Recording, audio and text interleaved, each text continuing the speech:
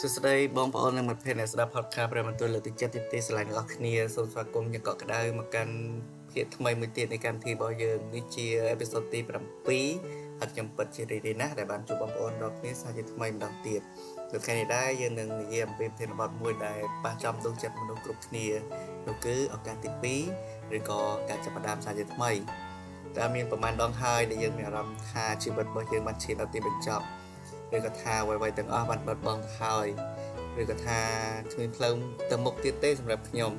ឬក៏អ្នកខ្លះថាខ្លួនយើងអត់ស័ក្តិសមនៅឱកាសថ្មីនឹងទេពេលខ្លះការបរាជ័យការឈឺចាប់ឬក៏កំហុសឆ្គងពីអតីតកាលហាក់ដូចជាតាមជាប់មិនលែងអំពីជីវិតរបស់ពួកគាត់ទាំងអស់គ្នាអញ្ចឹងប៉ុន្តែថ្ងៃនេះខ្ញុំចង់លើកទឹកចិត្តបងប្អូនថារាល់ថ្ងៃថ្មីគឺសុទ្ធតែជាឱកាសថ្មីមួយទៀតដើម្បីចាប់ផ្ដើមឡើងវិញព្រះគម្ពីរពោពេញទៅដោយរឿងរ៉ាវដ៏ដងលយដែលជាក់ពីការពិតទាំងបាន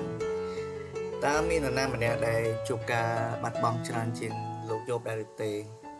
យោបគឺជាមនុស្សសុចរិតម្នាក់ដែលមានទ្រព្យសម្បត្តិស្ដុកស្ដំមានកូនចៅច្រើនមានសុខភាពល្អនិងមានជីវិតដ៏មានសុភមង្គលតែក្នុងរយៈពេលដ៏ខ្លីគាត់បានបាត់បង់អ្វីៗទាំងអស់កូនរបស់គាត់បានស្លាប់ទ្រព្យសម្បត្តិក៏បានបាត់បង់អស់ពីខ្លួនទាំងគាត់ផ្ទាល់កើតរោគឃ្លុងពេញខ្លួនទៀតគាត់ត្រូវមិត្តភ័ក្តិស្ដីបន្ទោសសូម្បីតែប្រពន្ធគាត់សូមឲ្យគាត់បដិសេធជឿព្រះហើយស្លាប់ទៅយោបបានធ្លាក់ក្នុងភាពអស់សង្ឃឹមយ៉ាងខ្លាំងគាត់បានដាក់បណ្ដាសាថ្ងៃកំណើតរបស់ខ្លួនគាត់បានត្អូញត្អែប៉ុន្តែទោះបីជាមានការឈឺចាប់យ៉ាងណាក្ដីយោបមិនដែលបោះបង់ជំនឿរបស់គាត់ឡើយគាត់នៅតែស្វែងរកព្រះជាម្ចាស់ហើយទីបំផុតព្រះជាម្ចាស់បានស្ដារអ្វីៗទាំងអស់របស់យោបដែលគាត់បានបាត់នោះត្រឡប់មកវិញទ្វេដងគាត់បានទទួលកូនចៅថ្មីមានសុខភាពល្អនិងមានទ្រព្យសម្បត្តិច្រើនជាងមុនទៅទៀត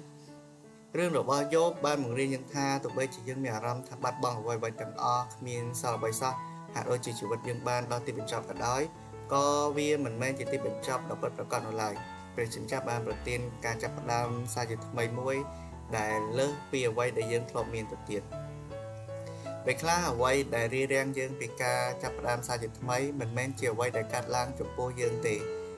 តែជាកំហុសឆ្គងដ៏ធំធេងដែលយើងបានធ្វើនេះជាមេរៀនពីសាវកពេត្រុសគឺជាសិស្សម្នាក់ក្នុងចំណោមសិស្សស្និទ្ធស្នាលបំផុតរបស់ព្រះយេស៊ូវគាត់បានសន្យាយ៉ាងមុតមាំថានឹងមិនបោះបង់ចោលព្រះយេស៊ូវឡើយទោះបីជាគាត់ត្រូវស្លាប់ក៏ដោយប៉ុន្តែដល់ពេលយប់ដែលព្រះយេស៊ូវត្រូវគេចាប់ខ្លួនពេត្រុសមានការភ័យខ្លាចហើយបានបដិសេធមិនស្គាល់ព្រះយេស៊ូវ3ដងមុនពេលមាត់រងាវក្រោយមកនៅពេលដែលគាត់ដឹងខ្លួនគាត់បានយំសោកសៅយ៉ាងជឿចត់ចំណុចនេះគឺជាទម្ងន់ដ៏ធ្ងន់ធ្ងរដែលសង្កត់ចិត្តរបស់គាត់តែគាត់អាចបម្រើព្រះជាម្ចាស់បានទៀតដោយរបៀបណាបន្ទាប់ពីបានក្បត់គ្រូរបស់ខ្លួនឯងបែបនេះ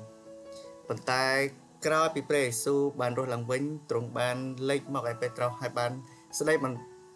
យមិនបានស្ដីបន្ទោសឲ្យពេត្រុសនោះទេតែបានសួរគាត់3ដងថាតើឯងស្រឡាញ់ខ្ញុំឬទេហើយបានបង្គាប់គាត់ថាចូលចិញ្ចឹមជាមរបស់ទ្រង់នេះជាការប្រទានឱកាសទី2ដល់ពេត្រុសបានប្រែចិត្តហើយក្រោយមកក៏បានខ្លាចជាដឹកនាំដ៏សំខាន់ម្នាក់ក្នុងព្រះវិហារដំបូងព្រមទាំងបានសើចដំណឹងល្អដោយភាពក្លាហានរហូតដល់ចុងបញ្ចប់នៃជីវិតរបស់គាត់រឿងរបស់ពេត្រុសបង្រៀនយើងថាទោះបីជាយើងបានធ្វើកំហុសឆ្គងធំប៉ុណ្ណាធំរហូតដល់យើងគិតថាខ្លួនឯងមិនស័ក្តិសមនឹងការអភ័យទោសឬឱកាសថ្មីក៏ដោយក៏សេចក្តីមេត្តាករុណារបស់ព្រះជាម្ចាស់នៅតែមានលើសលប់ព្រះអង្គតែងតែត្រៀមខ្លួនរួចជាស្រេចដើម្បីអត់ទោសហើយប្រទានឱកាសឲ្យយើងចាប់ផ្ដើមសារជាថ្មីម្ដងទៀតពេលខ្លះការចាប់ផ្ដើមសារជាថ្មីគឺមិនគ្រាន់តែជាការកែតម្រូវកំហុសទេតែជាការផ្លាស់ប្ដូរទាំងស្រុងពីឫសគល់នៃកំហុសទាំងនោះទៀតនេះជាមេរៀនអំពីសាវកប៉ុលដែលដើមឡើយគាត់មានឈ្មោះថាសូលគឺជាបរិសុទ្ធម្នាក់ដែលស្អប់គ្រីស្ទបរិស័ទយ៉ាងខ្លាំងគាត់បានបៀតបៀនចាប់ដាក់គុកថែមទាំងព្រមាននិងសម្លាប់គ្រីស្ទបរិស័ទទៀតផងគាត់ជាសត្រូវដ៏ធំបំផុតរបស់សាសនាគ្រីស្ទប៉ុន្តែនៅពេលដែលគាត់កំពុងធ្វើដំណើរទៅទីក្រុងដាម៉ាស់ដើម្បីនឹងបៀតបៀនគ្រីស្ទបរិស័ទនោះ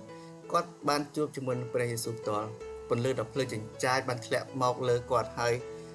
គាត់បានក្លាយទៅជាមនុស្សខ្វាក់ក្នុងរយៈពេលតែមួយរំពេចភ្នែក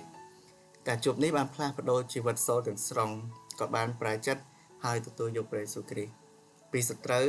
ក្លាយជាអ្នកបម្រើដ៏អស្ចារ្យបំផុតម្នាក់របស់ព្រះជាម្ចាស់ដែលបានធ្វើដំណើរផ្សព្វផ្សាយដំណឹងល្អទៅកាន់ជនបរទេសជាច្រើនរាប់ពាន់គីឡូម៉ែត្រ គាត់បានសរសេរសម្បត្តិជាច្រើនដែលខ្លាចជាផ្នែកសំខាន់នៃព្រះគម្ពីរហើយគាត់បានលះបង់ជីវិតគាត់ទាំងស្រុងដើម្បីគោលបំណងរបស់ព្រះអង្គរឿងរបស់សាវកប៉ុលបានបង្រៀនយើងថាទោះបីជាអតីតកាលរបស់យើងធ្លាប់អាក្រក់ប៉ុណ្ណាយើងមានរឿងងងឹតងងល់ដែលយើងមិនចង់នឹកឃើញក៏ដោយក៏ព្រះជាម្ចាស់អាចនឹងផ្លាស់ប្ដូរយើងអំពីឫសគល់ទាំងនោះព្រះអង្គអាចយកជីវិតដែលហាក់ដូចជាគ្មានប្រយោជន៍ឬអាក្រក់បំផុតមកប្រើប្រាស់សម្រាប់គោលបំណងដ៏រុងរឿងរបស់ព្រះអង្គមិនថាអ្នកធ្លាប់ជានរណានោះទេអ្នកអាចចាប់ផ្ដើមសារជាថ្មីហើយក្លាយជាអ្នកដែលព្រះជាម្ចាស់ចង់ឲ្យអ្នកក្លាយទៅជាបងប្អូនជាទីស្រឡាញ់រឿងរ៉ាវរបស់យោបពេត្រុសហើយនិងសាវកប៉ុលគ្រាន់តែជាផ្នែកតូចមួយនៃរឿងរ៉ាវរាប់មិនអស់នៅក្នុងព្រះគម្ពីរដែលបង្ហាញយើងអំពីអំណាចនៃការចាប់ផ្ដើមសារជាថ្មីព្រះជាម្ចាស់ជាព្រះនៃឱកាសទី2ព្រះអង្គមិនដែលបោះបង់យើងចោលទេទោះបីជាយើងមានអារម្មណ៍ថាខ្លួនឯងអស់សង្ឃឹមយ៉ាងណាក៏ដោយប្រសិនបើថ្ងៃនេះអ្នកកំពុងតែមានអារម្មណ៍ថាអស់សង្ឃឹមមានអារម្មណ៍ថាអតីតកាលអ្នកកំពុងតែលំបន្លាចអ្នកឬក៏អារម្មណ៍អ្នកមិនគិតថាមិនស័ក្តិសមនឹងទទួលបានឱកាសថ្មីសូមចងចាំព្រះបន្ទូលរបស់ព្រះជាម្ចាស់នៅក្នុងព្រះគម្ពីរបរិតេវជំពូក3ខ22ដល់23ដោយព្រះហឫទ័យមេត្តាករុណាដល់យើងដែលព្រះហេវ៉ាពុំបានបំផ្លាញយើងរាល់គ្នាឲ្យសាបសូន្យទេបើព្រះហឫទ័យដ៏មេត្តាករុណារបស់ទ្រង់មិនចេះខ្វះឡើយក៏ថ្មីរាល់ព្រឹកដែរភាពស្មោះត្រង់របស់ទ្រង់ក៏ធំមែនរាល់ព្រឹកថ្មីគឺជាព្រះហឫទ័យមេត្តាករុណាថ្មីពីព្រះជាម្ចាស់រាល់ថ្ងៃថ្មីគឺជាឱកាសមួយទៀតដើម្បីប្រតិចិត្តចាប់ផ្ដើមរៀនសូត្រពីកំហុសកែតម្រូវផ្លូវខុសហើយដើរទៅមុខដោយសេចក្តីសង្ឃឹមសូមកុំឲ្យភាពភ័យខ្លាចការសោកស្ដាយឬក៏ការបន្ទោសខ្លួនឯងរារាំងអំពីការចាប់ផ្ដើមសារជាថ្មីជាមួយនឹងព្រះជាម្ចាស់នោះឡើយសូមអរគុណបងប្អូនទាំងអស់គ្នាដែលបានចំណាយពេលវេលាស្ដាប់ podcast ព្រះបន្ទូលលើកទឹកចិត្តនៅថ្ងៃនេះសូមឲ្យព្រះបន្ទូលនេះជាកម្លាំងចិត្តនិងក្តីសង្ឃឹមថ្មីសម្រាប់បងប្អូនទាំងអស់គ្នាសូមព្រះជាម្ចាស់ប្រទានពរដល់បងប្អូនហើយសូមជួបគ្នានៅពេលក្រោយទៀត